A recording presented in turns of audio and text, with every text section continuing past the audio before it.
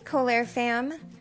I am going to teach you a couple tricks on how to shampoo and condition your hair. I know it seems like common sense, but I do have a few suggestions that will help keep your scalp healthier, more money in your wallet, and also an extra day or two of your style so you don't have to wash in between.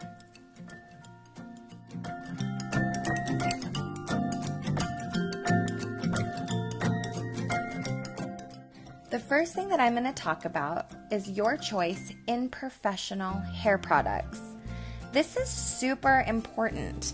I would suggest consulting your hairstylist to see what he or she thinks would be best for you.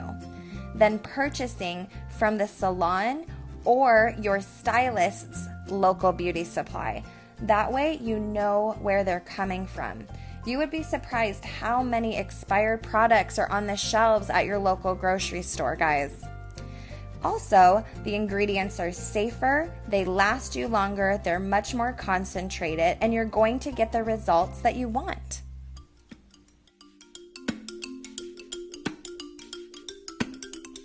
Some of us go 1, 2, even 3 days in between washes.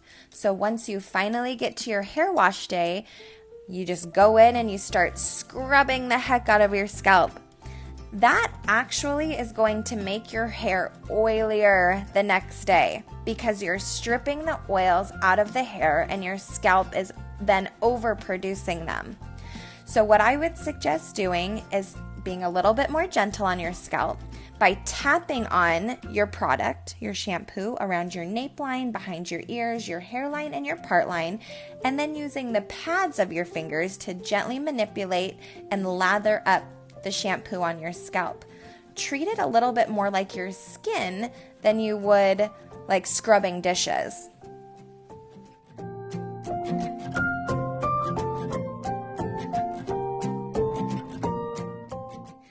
I recommend 2 washes when you are shampooing. The first one is going to bring everything to the surface. The second one is going to wash it away.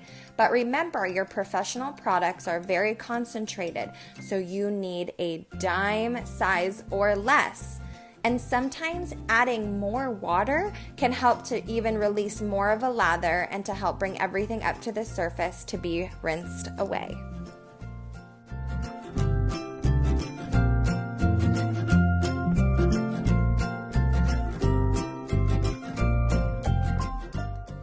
Now we're going to talk a little bit about conditioner and where is best to place it.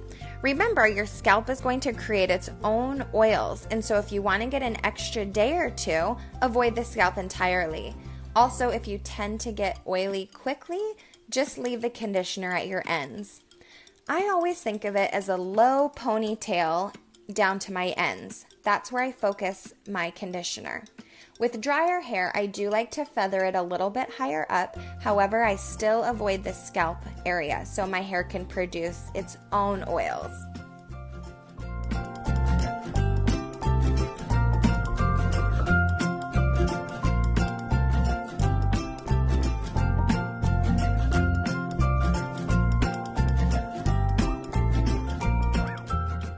Don't forget to take an extra second to massage your neck and release some tension for the day. We hold so much tension in our necks, our heads, and our scalp, even in our ears. So just remember to take your time and pamper yourself.